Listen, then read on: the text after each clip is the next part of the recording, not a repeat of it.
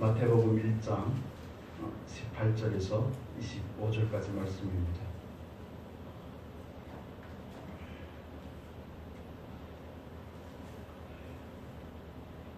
한 절씩 교독 같이 읽겠습니다. 18절에서 25절. 예수 그리스도의 나심은 이러하니라. 그 모친 마리아가 요셉과 정혼하고 동거하기 전에 성령으로 잉태된 것이 나타났더니 그 남편 요셉은 의로운 사람이라 저를 드러내지 아니하고 가만히 끊고자 하여 이 일을 생각할 때에 주의 사자가 현몽하여 가로되 다윗의 자손 요셉아 내 아내 마리아 데려오기를 무서워 말라. 저에게 잉태된 자는 성령으로 된 것이라. 아들을 낳으리니 이름을 예수라 하라. 이는 그가 자기 백성을 저희 죄에서 구원할 자이심이라 하니라. 이 모든 일이 된 것은 주께서 선지자로 하신 말씀을 이루려 하심이니 가라사대 보라 처녀가 잉태하여 아들을 낳을 것이요 그 이름은 임마누엘이라 하리라 하셨으니 이를 보내간즉 하나님이 우리와 함께 계시다 함이라. 요셉이 잠을 깨어 일어나서 주의 사자의 분부대로 행하여 그 아내를 데려왔으나 아들을 낳기까지 봉친치 아니하더니 나음의 이름을 예수라 하니라. 아멘. 마태복음을 우리가 살펴보고 있는데 오늘은 마태복음 두 번째 시간입니다. 마태복음 1장 18절에서 25절까지의 말씀을 나누기 전에 먼저 지난번에 나눴던 말씀을 잠깐만 살펴보도록 하겠습니다. 우리가 4개의 복음서가 있는데 4개의 복음서를 가지고 예수라는 그분에 대해서 예수님에 대해서 4개의 복음서가 다양한 각도와 다양한 시각을 가지고 예수님에 대해서 설명을 하고 있습니다. 마태복음 같은 경우에는 이스라엘 백성들을 상대로 한 것입니다. 즉 교회 안에 있는 유대인들, 이스라엘 사람들을 향해서 마태복음을 기록하고 있는데 마태는 그 사람들을 대상으로 하여 그 사람들이 알아먹을 수 있게끔 그 사람들이 이해되게끔 마태가 기록하고 있는데 그러다 보니까 마태복음은 유대인이 알기에 적합한 표현들이나 내용들이 많이 기록이 되어 있습니다. 마가복음도 다른 관점을 가지고 기록하고 있고 누가복음과 같은 경우에는 이방인들을 향해서 기록한 것이고 요한복음과 같은 경우에는 또 나름대로의 그 영적인 깊이와 의미가 있습니다. 우리가 요한복음 제일 마지막 구절을 한번 보도록 하겠습니다. 요한복음 이 말씀을 보고 요한복음 21장 25절입니다. 요한복음 21장 25절 같이 읽겠습니다. 예수의 행하신 일이 이외에도 많으니 만일 낱낱이 기록된다면 이 세상이라도 이 기록된 책을 두기에 부족할 줄 아노라. 이 말씀이 우리에게 알려주는 것처럼 4개의 복음서가 있지만 예수님의 모든 행적을 일일이 낱낱이 하나도 빠짐없이 기록한 것이 아니라 마태는 마태의 입장에서 마태가 섬기는 그 교회, 그 공동체를 향해서 그 공동체에 있는 유대인들을 향해서 예수님이 어떤 분이신가를 소개하고 설명을 하고 있는 겁니다. 그분들이 가장 이해하기 쉽고 알아보기 쉽게끔 설명을 하는 겁니다. 그래서 마태복음에는 이런 마태복음만이 가지고 있는 뚜렷한 특징들이 있습니다. 예를 들면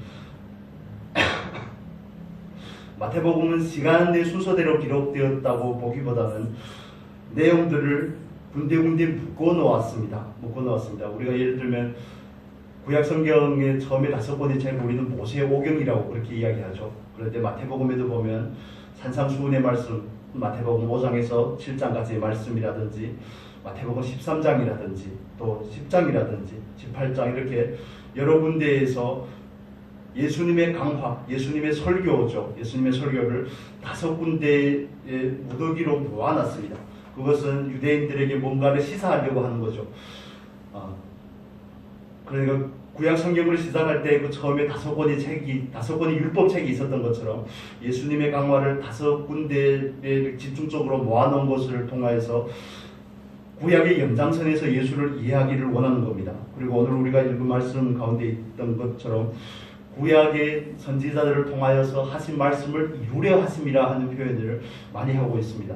그래서 마태복음을 보면 구약의 제일 마지막 책인 말라기와 이어지는데 전혀 껄끄럽지 않고 아주 자연스럽게 넘어가는 것을 우리가 볼 수 있습니다.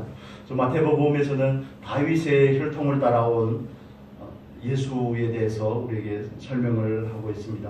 그래서 지난번에 우리가 살펴봤던 것처럼 14대라는 의미, 14라는 의미가 다윗의 이름의 뜻이라고 그렇게 말씀을 드렸죠. 여기서는 결코 다윗의 혈통, 즉 요셉의 족보를 자랑하려고 함이 아니라 인간이 부족함이 있을지라도 다말이라든지 아니면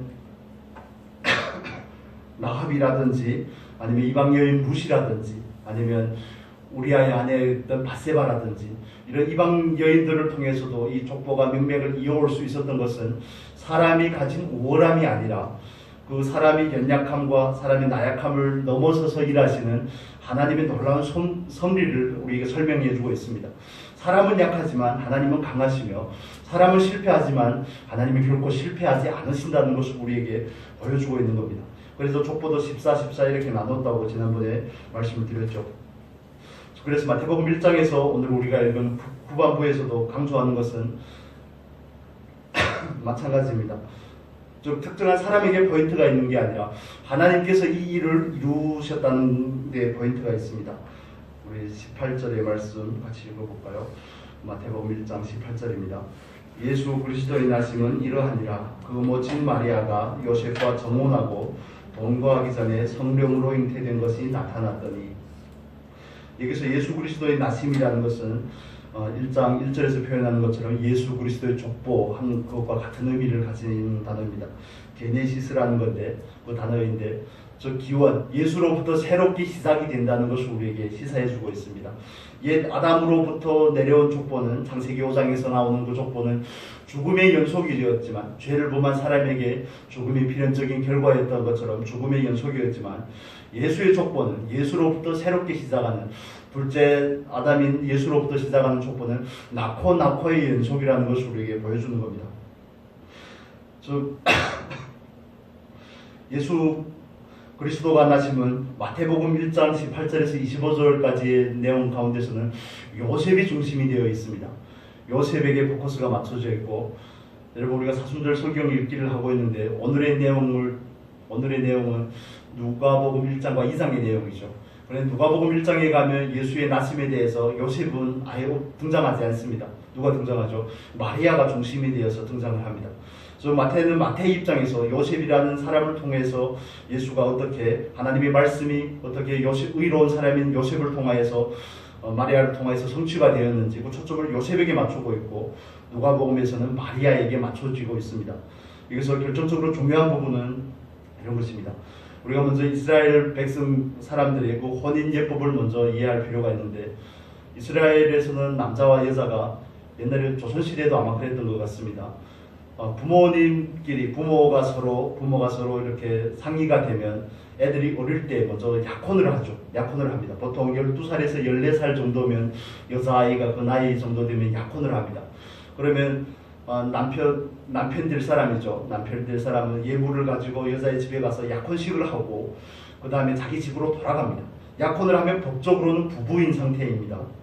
그래서 18절에서 말하는 것처럼 요셉과 정혼하고, 요셉과 마리아는 이미 부부입니다. 법적으로 부부입니다. 율법적으로 부부의 관계이죠. 그렇게 먼저 정혼을 하고 나서 신랑이 자기 집으로 돌아갑니다. 자기 집으로 돌아가서 같이 신부를 데려다가 같이 생활할 집을 짓습니다. 거처를 예비합니다. 요한복음 14장에서 예수님께서 하신 말씀이 있죠. 내가 너희를 위하여 뭐 하러 간다고요? 거처를 예비하러 가노라. 유대인의 결혼 관습을 이해하면 예수님의 말씀이 뭔지를 이해할 수가 있는 겁니다. 예수님과 약혼한 상태인 저와 여러분이 예수님께서 신랑이 다시 오실 그날을 기다리는 겁니다.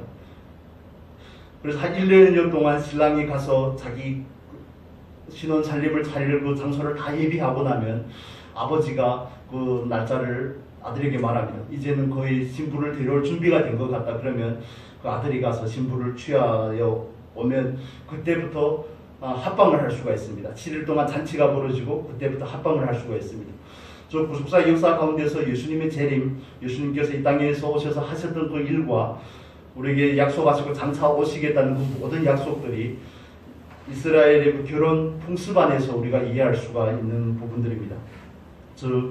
여기서 나오는 요셉과 마리아는 이미 정혼한 상태입니다. 법적으로는 부부인 상태이죠.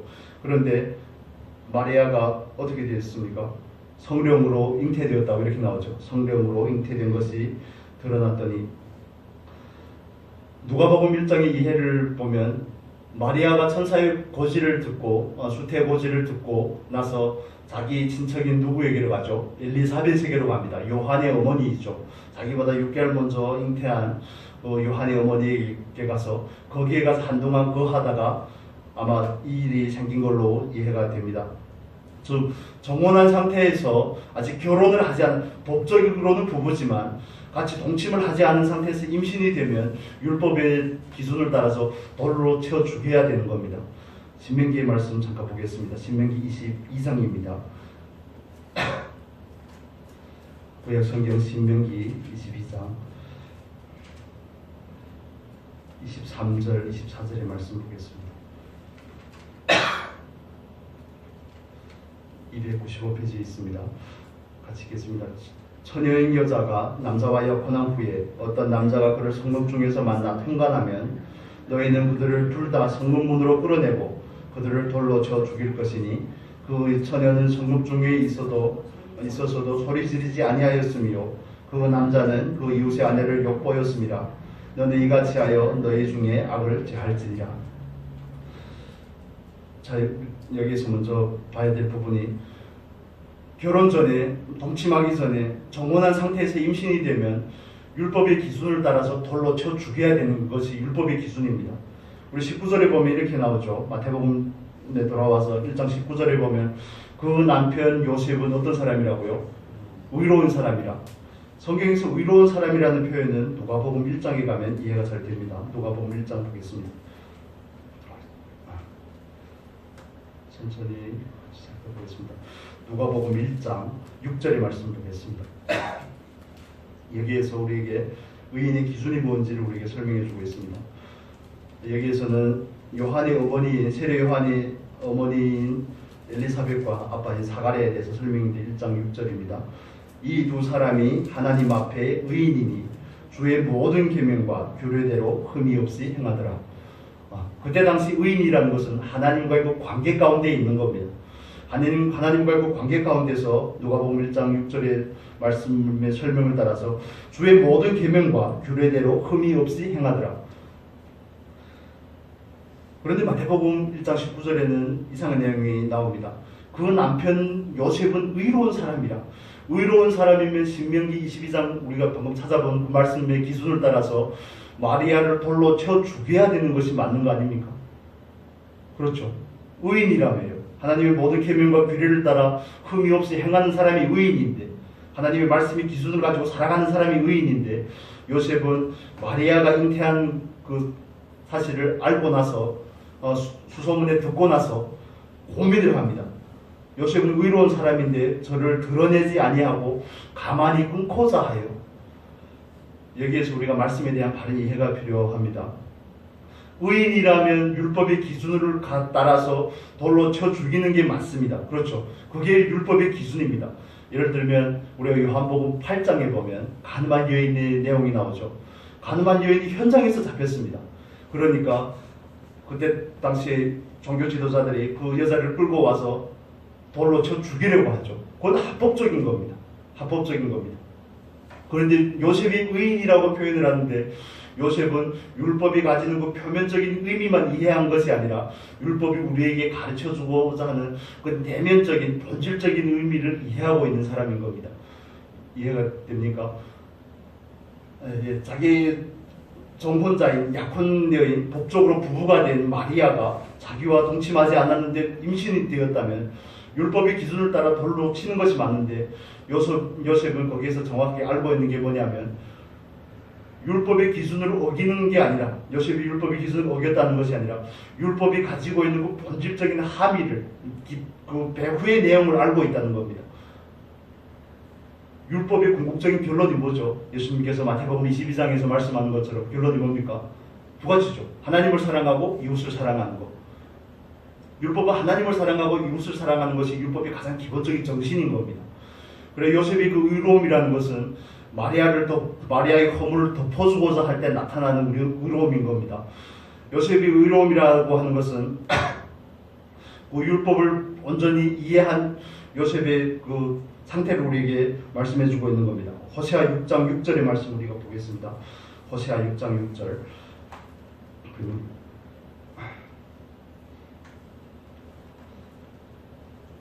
구약 성경 호세아 6장 6절.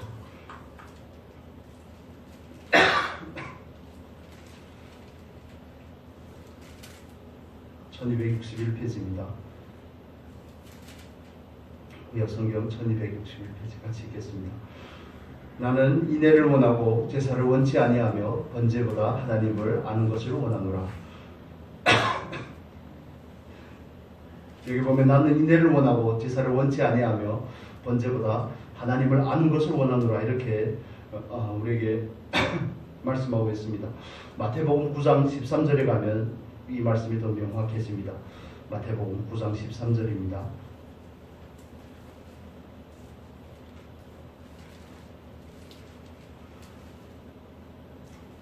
마태복음 9장 13절 같이 읽겠습니다. 너희는 가서 내가 긍휼을 원하고 제사를 원치 아니하노라 하신 뜻이 무엇인지 배우라. 내가 의인을 부르러 온 것이 아니요 죄인을 부르러 왔노라 하시니라. 율법의 핵심적인 내용이 뭐라는 겁니까? 긍휼을 베푸는 게 율법의 정신이라는 겁니다. 긍휼을 베푸는 것. 그래서 의로운 사람인 요셉이 마리아를 가만히 끊고자 하는 것은 마리아를 향한 사랑이 있기 때문에 그런 것입니다. 마리아의 허물을 덮어주려고 하기 때문에 그런 겁니다. 베드로전서 4장 8절의 말씀처럼 사랑은 허다한 허물을 어떻게 한다고요? 덮는다고요. 여기서 요셉의 의로움이 그의 삶을 통해서 드러나는 겁니다. 율법을 지킨다는 것은 그때 당시에 물론 하나님과의 관계 가운데 있는 것이지만 율법의 표면적인 것을 지키는 게 아닙니다. 율법의 정신을 이해하는 겁니다. 율법의 정신은 하나님을 사랑하고 이웃을 사랑하는 겁니다. 저와 여러분도 마찬가지입니다. 오늘날에도 우리가 말씀의 기준을 따라 사는데 말씀의 기준을 따라 옳고 그름을 재는 게 아닙니다. 말씀의 기준을 따라서 그 말씀의 더 깊은 의미, 사랑이라는 그 관점에서 말씀을 이해하는 겁니다. 그래서 요한복음 14장 21절에서 우리가 잘 아는 것처럼 하나님을 사랑하는 사람은 어떻게 한다고요? 말씀을 지킨다고요. 그냥 그 말씀의 잣대를 가지고 다른 사람에게 들이대서 옳고 그름을 논하는 게 아니라 사랑이라는 관점으로 그걸 대하고 그걸 이해를 하는 겁니다. 그래서 요셉은 예수님께서 오시기 전의 사람인데 어떻게 율법의 의미를 이렇게 알고 있었을까 하는 그 부분이 참 놀라운 부분인데 요셉이 의로운 사람이기 때문에 더 나아가면 하나님께서 보내시고자 했던 그 창세기 3장 15절에 약속하셨던 그 여자의 후손을 요셉의 혈통으로 따라서 보낼 수 있는 겁니다. 마리아가 의인이기 때문에 하나님의 말씀이 주의 계집종이오니 주의 말씀이 나에게 이루어지이다고 이렇게 받을 수 있는 겁니다. 하나님의 말씀은 항상 하나님 앞에 준비가 되고 예비된 사람을 통해서 이루어지고 그 구속의 역사를 이루어가는 줄로 믿습니다. 사가랴와 엘리사벳이 준비되었기 때문에 의인이기 때문에 그때 그를 통해서 세력이 환히 올 수 있는 겁니다. 아무 사람이나 되는 게 아니라니까요. 이스라엘에 많은 여자가 있지만 우리가 룻기를 나눌 때처럼 모압 여인 룻이 필요한 겁니다. 하나님의 구속의 역사를 이루어가기 위해서 저와 여러분도 하나님 앞에서 하나님과 그 관계 가운데서 그런 의로움이 있고 말씀의 본질을 이해할 수 있는 그런 귀한 은혜가 있으면 좋겠습니다. 말씀을 가지고 재는 게 아니라 말씀을 가지고 다른 사람을 정죄하고 판단하는 것이 아니라 말씀을 먼저 자기한테 적용을 하는 것이고 말씀이 더 깊은 의미인 사랑에 대해서 이해를 하는 겁니다. 하나님의 역사는 항상 그런 사람들을 통해서 이루어진 줄로 믿습니다. 그래서 우리가 여기에 보면 1장 20절 보겠습니다. 마태복음 1장 20절의 말씀 보겠습니다. 여기에 보면 이 일을 생각할 때 주의 사자가 현몽하여 가로되 다윗의 자손 요셉아 내 아내 마리아 데려오기를 무서워 말라. 저에게 잉태된 자는 성령으로 된 것이라. 여기서 이 일을 생각할 때, 할 때 생각이라는 뜻은 고민하고 숙고한다는 뜻입니다. 그냥 잠깐 생각하는 게 아닙니다. 19절에 이렇게 나오죠. 요셉은 의로운 사람이기 때문에 그 허물을 어떻게든지 덮어서 마리아가 수치를 당하지 않고 율법의 기준을 따라 돌에 맞지 않기를 고민을 하는 겁니다. 이 일을 어떻게 하면 좋을까? 어떻게 하면 율법의 본질인 율법이 궁극적으로 나타내고자 하는 그 사랑이라는 입장에서 이 문제를 풀어갈 수 있을까? 그걸 고민을 하는 겁니다.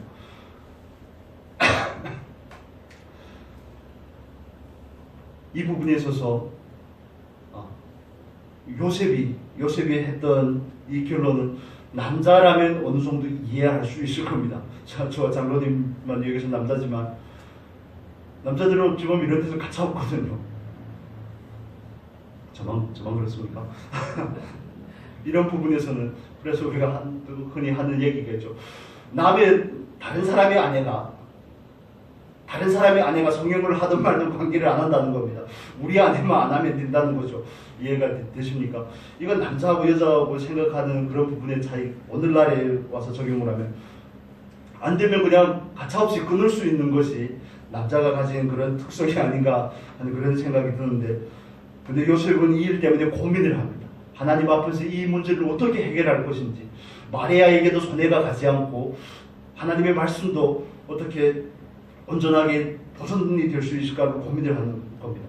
하나님의 뜻을 따라 고민하는 사람에게 하나님께서 방법을 알려주시는 줄로 믿습니다. 하나님의 말씀을 뜻대로 하고자 고민하는 사람에게 하나님께서 길을 열어주시는 겁니다.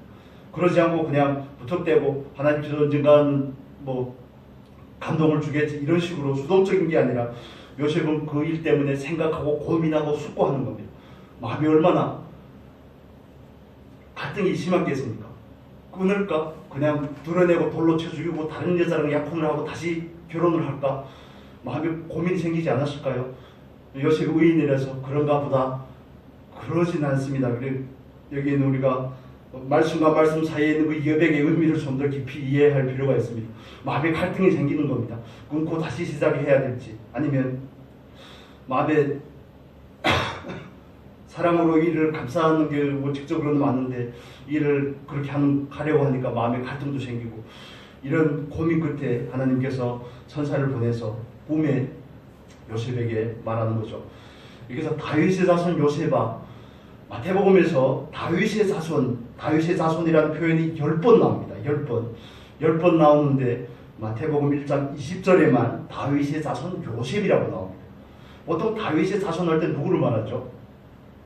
바디메오가 부를 때에도 다윗의 자손 예수여 이렇게 부르죠. 다윗의 자손 예수여. 그런데 여기서 다윗의 자손 요셉아, 주의 사자인 천사가 와서 부를 때 이 말의 뜻은 뭐냐면, 다윗의 자손 요셉아 하는 것은 사무엘하 7장에서 하나님께서 다윗에게 약속하셨던 그 나라를, 그 영원한 나라를 쇠하지 않는 영원한 다윗의 나라, 그 나라를 이룰 사람이 마리아가 잉태한 그 사람이라는 것을 요셉에게 주지하고 있는 겁니다. 너를 통하여서 여자의 후손이 올 것이고 다윗의 왕위를 이어갈 쇠하지 않는 나라의 그 왕이 올 거라는 것을 요셉에게 말하고 있는 겁니다. 이해가 되십니까? 왜냐하면 그때 사람들은 말씀을 이해하는 요셉과 마리아와 이런 사람들은 하나님의 약속에 대해서 잘 알고 있고 엘리야를 기다리고 메시아를 기다리는 그런 대망하는 사상을 가지고 있습니다. 그래서 혹여나 언제나 올까 하는 그런 마음을 가지고 있는데 천사가 와서 확실하게 말해주는 거죠. 마리아가 잉태가 된 것은 사람으로 비롯된 것이 아니라 누구로 됐다고요? 성령으로 잉태됐다고 요셉에게 못을 박는 겁니다. 그래서 다윗의 자손 요셉. 그러면서 마리아가 누구라고요? 내 아내라고 말하죠. 내 아내. 그 일 때문에 이제 더 이상 고민하지 말라는 겁니다. 약속이 너를 통해서 마리아를 통해서 이루어질 것이기 때문에 내 아내 마리아 되기를 두려워하지 말라는 겁니다. 그런데 우리가 이게 아무리 하나님의 뜻이라고 해도 그렇죠. 이 말씀을 그렇게 순히 받는다는 게 그렇게 쉬운 일일까요? 아이고 잘 됐습니다. 이게 쉽지 않다니까요. 이게 정말 쉬운 일이 아닙니다. 그래서 천사가 와서 다윗의 자손이라고 부르고 마리아가 네 아내라고 부르고 또 그에게서 잉태된 사람은 성령으로 된 것이라고 말씀을 하신 겁니다. 그러면서 그 아들은 나아가니 이름을 뭐라고 한다고요? 예수라고 하라. 예수라는 이름은 구약 성경에도 많이 등장을 합니다. 히브리식으로는 여호수아입니다. 여호수아. 그리고 우리가 방금 찾아봤던 호세아. 히브리식으로는 이런 식으로 여호수아, 호세아 이런 식으로 부르는데 그걸 그리스식, 헬라식으로 소리만 따오면 예수가 되는 겁니다. 예수스가 되는 겁니다. 예수스가 되는 겁니다. 그래서 예수라는 이름이 예수가 가지는 뜻은 여호와는 나의 구원자라는 뜻입니다. 여호와는 구원자라는 뜻입니다. 예수가 의인인 마리아와 요셉을 통해서 이 땅에 오기까지 여기에서 예수가 온 것은 선지자로 하신 그 말씀을 이루려 함이라 이렇게 표현을 하죠. 22절에 보면 이 모든 일에 된 것은 주께서 선지자로 하신 말씀을 이루려 하심이니 가라사대. 여기서 이루다 하는 표현은 때가 찼다는 걸 의미하는 겁니다. 하나님의 뜻이 이루어질 때가 되었다는 것을 의미합니다. 마가복음 1장 15절을 보겠습니다. 마가복음 뒤로 넘기셔서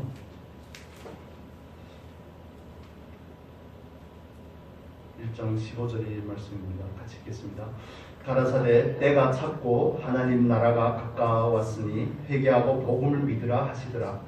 여기에서 찾고라는 뜻이 이루려 같은 뜻을 가집니다. 우리가 성령의 이중적인 사역을 배울 때 그런 단어가 기억이 나실 겁니다. 여기서 말하는 충만이라는 단어는 플레로라는 단어입니다. 플레로. 꽉 찼다는 겁니다. 꽉 찼다. 성령의 내적 충만을 표현할 때 사용한 단어죠. 플레로. 꽉 찼다는 겁니다. 하나님의 뜻이 이루어질 그 시간이 때가 완전히 찼기 때문에 이제는 하나님의 뜻이 요셉과 마리아를 통해서 이루어져야 되는 것에 대해서 말씀하고 있습니다. 그런데 여기서 우리가 주목해야 되는 부분은 이겁니다. 예수님께서 오신 목적이 무엇입니까? 예수님께서 오신 목적이 무엇이죠? 이는 그가 자기 백성을 저희 죄에서 구원할 자이심이라 하니라. 예수님께서 오신 1차적인 목적이고 가장 궁극적인 목적입니다. 예수님께서 오신 것은 우리들의 건강함이라든지 우리들의 이 세상에서 여유롭고 평안하고 행복한 삶을 위해서 온 것이 아닙니다. 예수님께서 오신 가장 근본적이고 중요한 목적이 뭐죠? 우리를 죄에서 구원하기 위해서 오신 분이 예수님인 줄로 믿습니다. 제가 예수를 처음에 영접하고 나서 한국의 많은 목사님들이 저희 고향에 가서 복음을 전하고 하면서 제가 많은 분들을 만나보고 그분들의 설교를 듣고 하면서 그때는 잘 이해를 못했지만 한결같이 하는 얘기들이 있었습니다. 예수 믿는 나라는 잘 산다. 그런 얘기 여러분 한두 번쯤 들어보셨죠. 불교를 믿는 나라들은 겁나 가난하다. 동남아시아 인도부터 시작해서 뭐 미얀마, 캄보디아, 태국, 근데 예수를 믿는 나라들을 봐라. 유럽, 미국, 뭐 호주, 뉴질랜드, 한국은 얼마나 이렇게 비약적인 발전을 이루었으며 거기에 대해서 계속 어필을 하는 겁니다. 그래서 봐라, 하나님을 믿는 유대인들이 얼마나 똑똑한지, 얼마나 잘 되는지, 이 세상에 많은 돈이 한 5분의 1 정도가 그들이 가지고 있고 뭐 노벨상 탄 사람이 4분의 1이 되고 이런 얘기를 막 하는 겁니다. 아, 그런가? 예수가 오면 우리가 세상에서 명성을 얻고 세상에서 지위를 얻고 세상에서 많은 것을 풍요롭게 누리게 하기 위해서 오신 분이 예수인가 보다. 그런 생각을 하게 된 거죠. 그런 간증과 그런 가르침의 연장이 뭐냐면 그 기원이 뭐냐면 미국에서 시작이 된 성공신학이라는 겁니다. 성공신학이라는 겁니다. 예수 믿으면 잘 된다는 거죠. 예수 믿으면 걱정 없이 살 수 있다는 거죠. 예수 믿으면 몸도 건강하고 예수 믿으면 자녀들도 잘 되고 모든 것이 형통하다는 겁니다. 그게 예전에 한국에서 한때 바람이 불었던 세박자 축복과 같은 겁니다. 영혼이 잘 되면 뭐가 잘 된다고요? 육신이 잘 되고 그 다음에 육신이 잘 된 것 가지고는 부족하잖아요. 또 한 단계 더 나가야 되죠. 삶의 형통함이 있다는 거죠. 그게 마치 공식인 것 마냥 가르치다 보니까 이런 사람들이 교회 안에 들어와서 예수님께서 오신 진정한 목적을 퇴색시킨 겁니다. 예수님께서 오신 것은 우리의 유익을 위해서 온 것이 아니라 우리를 죄에서 건져내기 위해서 오신 분이 예수님인 줄로 믿습니다. 우리는 이 본질적인 예수의 의미에 대해서 예수님께서 오신 그 의미에 대해서 다시 거기로 돌아가야 되는 겁니다. 원래 자리로 돌아가야 되는 겁니다. 온 천하를 얻으면 뭐하겠습니까? 죄 하나 이기지 못하는데. 온 세상의 명성을 얻으면 뭐하겠습니까? 죄 때문에 허덕이고 있고 그 배후에서는 은밀한 죄들을 짓고 있는데 사람의 외적인 명성이나 그리고 윤리적이고 도덕적인 삶을 살수록 뒤에서 우리 식대로 하면 호박씨를 깔 확률이 굉장히 높다고 그럽니다. 여러분 이런 겁니다. 그게 원리가 어떤 거냐면 심리학자들이 연구한 건데 다이어트 한두 번씩 시도해 보신 적이 있으실 겁니다. 다이어트를 하려고 저희 스스로 예를 들어도 그렇습니다. 오늘은 10km를 걷거나 뛰거나 해야 되겠다. 이렇게 해서 달리기를 하고 걷고 이렇게 하면 돌아오면 뭔 생각이 드는지 아닙니까? 오늘은 이만큼 했으니까 보상을 줘야지. 여러분 이해가 되십니까? 이런 마음이 사람에게 있다는 겁니다. 사람에게 있다는 겁니다. 그러다 보니까 예수님에 대한 그런 왜곡된 그런 왜곡된 생각들이 우리들의 가치관을 그려놓게 되고 예수님께서 오신 그 본질적인 의미가 교회 안에서 많이 퇴색이 됩니다. 예수 믿으면 잘 됩니다. 예수 믿으면 천국 갑니다. 예수 믿고 천국이라는 것은 우리에게 궁극적으로 주어지는 것이지만 예수를 믿고 이 땅에서 살아야 되는 거 아닙니까? 예수를 믿고 이 땅에서 작은 예수로 살아가야 되는 것이 저와 여러분의 궁극적인 사명인 줄로 믿습니다. 예수를 믿고 죄의 문제를 해결하고 죄를 미워하며 이 세상에서 빛과 소금의 삶을 살아내는 것이 하나님께서 우리를 부르시는 1차적인 목적이라는 겁니다. 그래서 예수님께서 저와 여러분을 자기 백성을 저의 죄에서 구원할 자입니다. 자기 백성이라는 표현은 유대인들은 메시아는 자기들만 위해서 온다고 생각하기 때문에 이렇게 표현하는 거지만 우리는 다 압니다. 우리가 하나님의 백성임을, 우리가 예수의 백성임을, 예수가 온 것은 우리의 부귀 영화를 위해서 온 것도 아니고 우리가 이 세상에서 뭔가를 성취하고 이루게 하려고 온 것도 아니고 하나님의 뜻을 이루는 것인데 그 뜻은 우리를 죄에서 구원하시는 것이죠. 창세기 3장 15절에서 말씀하는 그 마귀의 권세를 짓밟고 요한 1서 3장 8절에서 말하는 것처럼 마귀의 일을 멸하고 우리를 죄에서 건져내기 위해서 오신 분이 예수님인 줄로 믿습니다. 이 가장 기본적인 것이 안 되면 이 부분에 대해서 우리가 감격이 없고 이 부분에 대해서 감사가 없으면 주변의 상황이 잘 돌아갈 때는 감사가 됩니다. 주변의 상황에 형통할 때는 감사가 됩니다. 그러나 그게 조금만 어긋나도 내가 원하던 것과 조금만 어긋나도 예수가 나발이고 없습니다. 지금 이해가 되십니까? 이렇게 표현하는 걸 용서해 주시기 바랍니다. 그렇습니다. 우리가 예수를 믿는 건, 우리가 예수를 믿게 된 건, 예수를 정확하게 믿게 된 것이죠. 예수를 믿게 된 것은 하나님의 은혜인 줄로 믿습니다. 하나님께서 우리와 동행한다는 증거가 뭘까요? 처녀가 잉태하여 아들을 낳으리니 이름을 예수라 하라. 하나님께서 우리와 동행한다는 증거가 예수가 오신 것이 증거인 겁니다. 동행함으로 내 삶이 형통한 게 아니고요. 하나님께서 예수를 통해서 우리를 죄 가운데서 건져낼 뿐만 아니라 죄에서 구별된 삶의 사이로 우리를 이끌기 위해서 우리에게 은혜를 베푸시는 하나님인 줄로 믿습니다. 그래서 우리가 예수를 믿으면 상황이 바뀌던가요? 상황이 예전보다 눈에 띄게 달라지고 좋아지던가요? 그것보다는 하나님은 우리 안에 있는 그 죄, 우리 안에 있는 그 사울을 잡아내는 데 관심이 있는 겁니다. 우리 안에 있는 그 죄를 제거하는 데 관심이 있는 겁니다. 죄에서 건져냈을 뿐만 아니라 죄의 속성을 따라 살지 않게 하고 우리가 어떻게 죄를 이기고 세상을 이기고 마귀의 유혹을 넘어서 하나님의 뜻을 이루어가는 군사리기까지 나아가는데 하나님의 관심이 있는 겁니다. 그런데 하나님의 관심은 죄에서 우리를 구원할 뿐만 아니라 우리 안에 있는 죄성을 온전한 십자가에서 정리하는 데 하나님의 1차적인 목적과 관심이 있는데 우리는 예수를 믿고 다른 걸 원하니까 이게 저라도 지금 말하면 아닥이 잘 안 맞는 겁니다. 아닥고가 안 맞는 겁니다. 계속 어긋나는 겁니다. 하나님의 뜻과 우리가 원하는 것이 어긋나다 보니까 그러니까 삶에 고난이 있을 수밖에 없죠. 하나님은 동쪽으로 가라고 그러는데 우리는 계속 저쪽으로 가면서 내가 원하는 걸 얻으려고 하니까 그렇지 않습니다. 본질적인 의미로 돌아가야 되는 겁니다. 저와 여러분에게 예수는 어떤 분이신가요? 여러분에게 예수는 어떤 분입니까? 저는 우리가 이 질문에 대해서 깊은 숙고와 묵상이 있기를 바랍니다. 나는 예수를 누구라 하는가? 나는 예수를 누구라 하는가? 예수는 나에게 과연 어떤 분이신가? 그러다 보니까 예수에 대해서 예수님이 어떤 분이신지 어떤 일을 하기 위해서 오셨는지 그 본질적이고 궁극적인 목적에서 어긋나다 보니까 예수님께서는 마치 나를 위해서 오시고 나의 뭔가를 만족시키고 충족시키기 위해서 온 것이라고 착각하고 있기 때문에 내가 원하는 게 이루어지지 않으면 기분이 상하는 겁니다. 빈도가 상하는 겁니다. 내가 원하는 것을 얻지 못하게 되면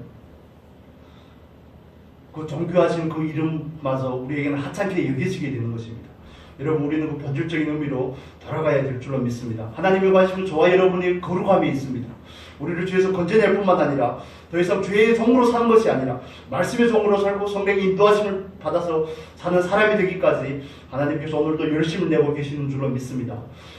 그래서 예수 믿고 형통함보다 먼저 우리가 관심을 둬야 되는 것은 어떻게 하면 거룩한 삶을 살 것인가, 어떻게 하면 거룩해질 것인가, 어떻게 하면 죄와 멀어진 삶을 살 것인가, 거기에 관심을 둬야 되는 겁니다. 그러지 않으면 신앙이 많이 혼란스러워집니다. 삶이 혼란스러워지기 시작합니다.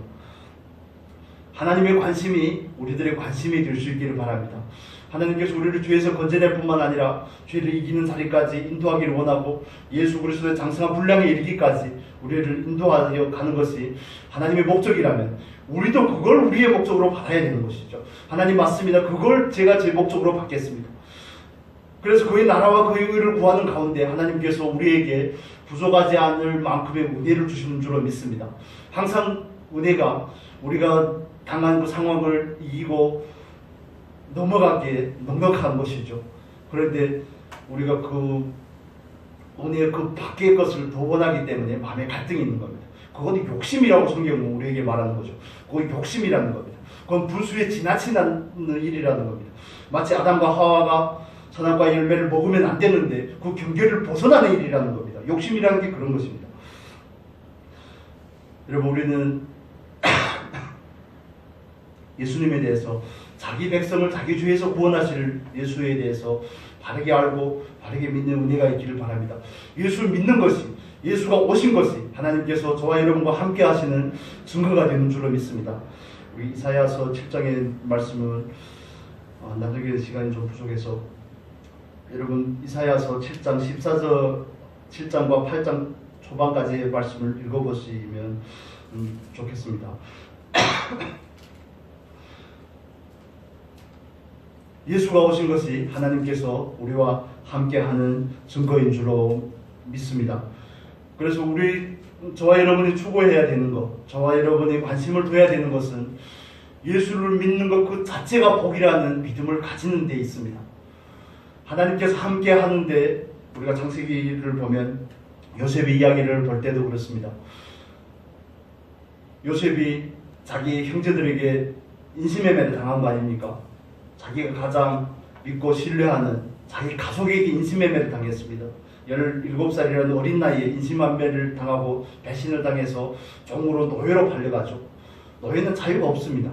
그렇게 노예로 팔려가는데 성경은 말씀마다 거기에다 뭐라고 말하냐면 하나님께서 요셉과 함께 하시니 요셉이 형통하였더라. 노예로 팔려가게 하지 않던지, 그게 우리가 가지는 정상적인 사고인 것이죠. 팔려가게 한다면 가지고 이런 거 말고 그냥 집에서 채색 옷을 입고 떵떵거리며 잘 살 수 있게끔 하는 것이 우리는 하나님께서 함께 하시는 증거라고 이렇게 우리는 확신하고 있죠. 그런데 성경에서 전혀 다른 얘기를 하고 있습니다. 노예로 팔려갔는데 보디발의 집에 갔고 또 거기에서 누명을 쓰고 감옥에 갔는데 또 그 이야기가 나옵니다. 하나님께서 요셉과 함께 하시니 팔려가게 하지 말든지 누명을 쓰게 하지 말든지 감옥에 쳐넣지 말든지 그렇게 해놓고는 뭔 하나님의 은혜고 하나님께서 동행하심을 자꾸 이야기하냐는 거죠. 그런데 하나님께서 그렇게 하시는 데는 하나님의 원인과 하나님의 목적하심이 있는 줄로 우리가 믿습니다. 그래서 예수를 믿는다는 것은, 하나님께서 우리와 함께 한다는 것은 삶이 형통해지는 게 아닙니다. 하나님께서 우리와 함께 한다는 것은 우리들의 삶을 통하여서 하나님의 뜻이 이루어지는 것이고 그 뜻을 이루기에 합당한 사람으로 우리가 변화되는 것을 하나님께서는 관심을 두고 계신 줄로 믿습니다. 그걸 우리가 주관적인 구속이라고 표현을 하는 것이고요. 그래서 예수를 믿는다는 그 의미, 예수가 우리에게 어떤 분인가에 대한 그 의미를 우리가 바르게 알면 좋겠습니다. 예수를 믿는 것 자체가 복임을 정말 깊이 깨달을 수 있는 귀한 은혜가 있기를 바랍니다. 예수를 보낸 것이 하나님께서 우리와 함께 하는 증거입니다. 우리 삶에 어려움이 있을 수 있습니다. 우리 삶 가운데 고난이 있을 수 있고 예상치 못한 일들이 생길 수가 있습니다. 뭐 코로나도 걸리고 막 그러지 않습니까? 그걸 가지고 함께 하는지 안 하는지 그걸 가늠하려고 하면 돈마다 실패할 수밖에 없습니다. 하나님께서 예수를 보낸 것이 하나님께서 우리와 함께하는 증거인 줄로 믿습니다. 우리 요한복음 1장 보겠습니다. 요한복음 1장 14절 1장 14절의 말씀을 같이 읽겠습니다. 말씀이 육신이 되어 우리 가운데 거하심에 우리가 그 영광을 보니 아버지의 독생자의 영광이요 은혜와 진리가 충만하더라. 여기 보면 말씀이 육신이 되어 우리 가운데 거하심에, 이게 동행함의 의미거든요. 함께함의 의미입니다. 이 출애굽기 25장 8절에서는 성막을 지을 때 하나님께서 그 말씀을 합니다. 하나님께서 성막을 이스라엘 백성들에게 지으라고 말씀을 하시면서 성막을 지으라고 하는 그 이유가 뭐냐면 내가 너희와 함께 하겠다고 말씀을 한 겁니다. 구약시대 때는 성막으로, 예수 그리스도의 예표인 성막으로 하나님께서 이스라엘 백성과 함께 하는 거고요. 신약시대에는 예수라는 실체가 오신 겁니다. 그래서 말씀이 육신이 되어 어디에 거한다고요? 그 백성 가운데 거하는 겁니다. 그런데 단지 거할 뿐만 아니라 뭘 하는 거죠? 그 백성을 죄에서 건져내는 겁니다. 로마의 압제에서 해방시키는 그런 메시아가 아니라 죄의 문제를 해결하기 위해서 오신 분이 예수인 줄로 믿습니다. 그때도 그렇고 오늘날도 똑같은 것이죠.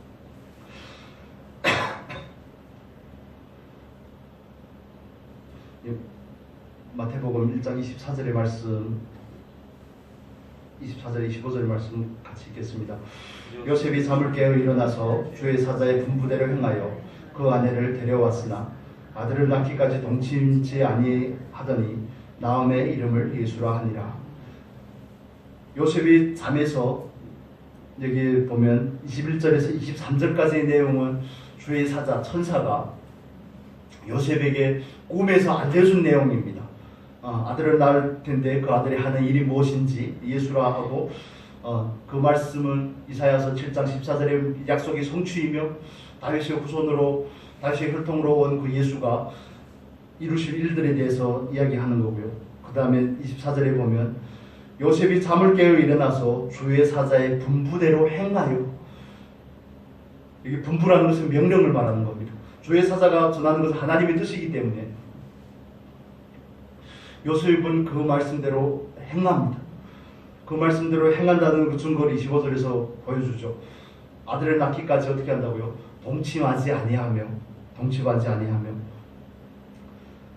여러분, 우리가 말씀을 듣고 말씀을 깨달으면 말씀대로 행하는 은혜가 있기를 바랍니다. 그런데 우리는 항상 사람이 육신을 가지기 때문에 그런 것 같습니다. 호기심 때문에 그런 것일 수도 있습니다.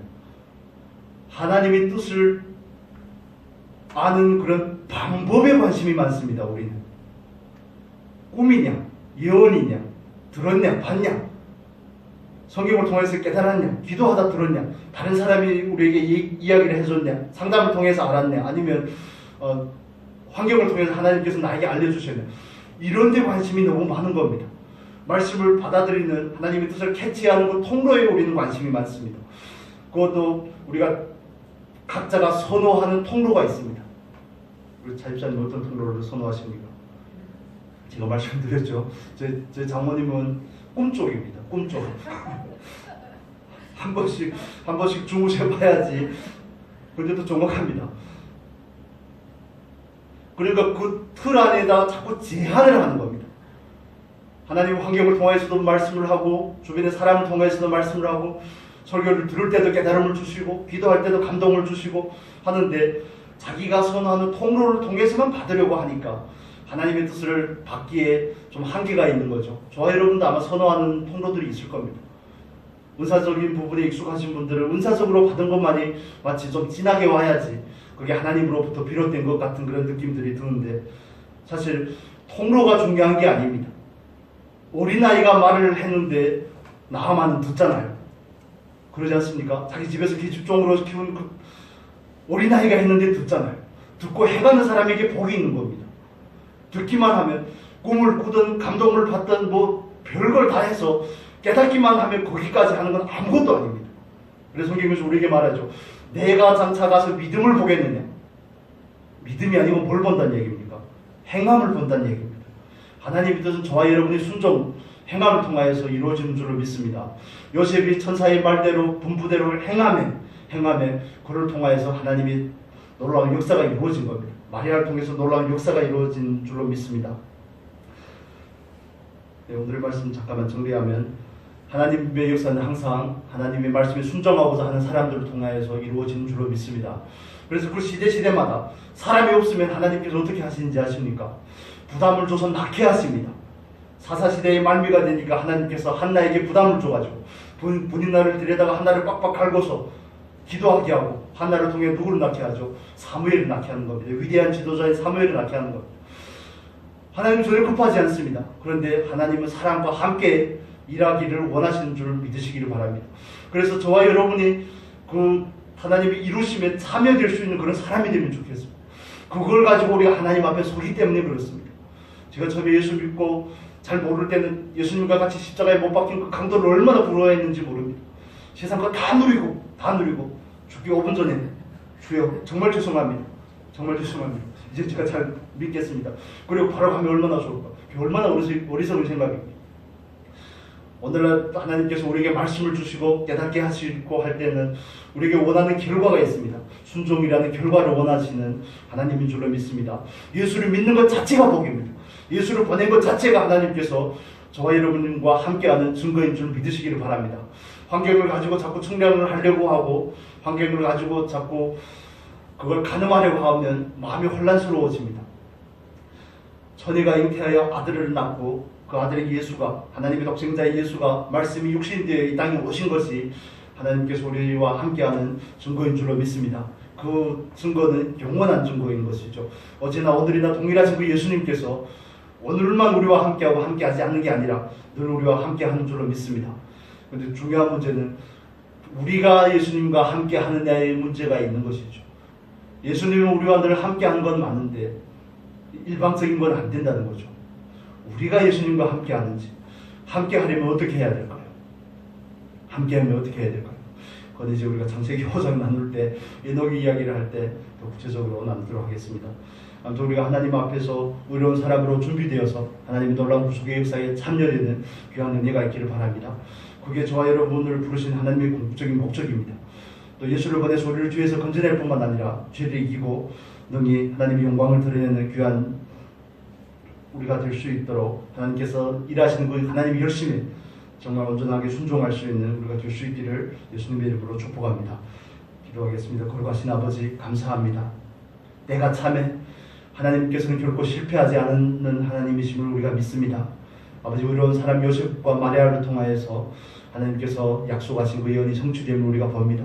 그 말씀이 이루어짐을 봅니다. 하나님의 역사는 결코 실패하지 않음을, 그러나 하나님의 역사를 이루어가심에 있어서 언제나 사람을 필요로 함을 우리가 봅니다. 아버지 우리가 정말 하나님 앞에 온전하게 예비되고 준비되어 하나님의 놀라운 구속의 역사에 참여될 수 있도록 은혜를 다하여 주시옵소서. 아버지 우리에게 사모하는 마음을 주십시오. 아버지 우리가 주의 말씀을 깨달을 뿐만 아니라 그 말씀에 순종하고자 하는 마음의 의지와 또 말씀에 순종하고자 하는 그런 굳은 결심을 우리에게 주십시오. 때로는 연약하고 넘어질지라도 우리가 마음의 의지를 가지고 쫓아갈 수 있도록 은혜를 베푸시고 주의 말씀이 이루어지기까지 인내하며 순종하며 행하는 복된 삶이 되게 하여 주시옵소서. 우리를 통하여서 우리 말씀과 기도의 교회를 통하여서 하나님의 나라가 또 견고하게 세워지는 놀라운 역사가 있기를 간절히 소원하며 우리 주 예수